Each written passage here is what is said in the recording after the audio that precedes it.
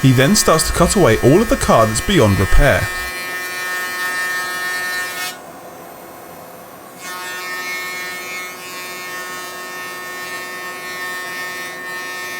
Once that's done, he begins welding the new body parts to the old car.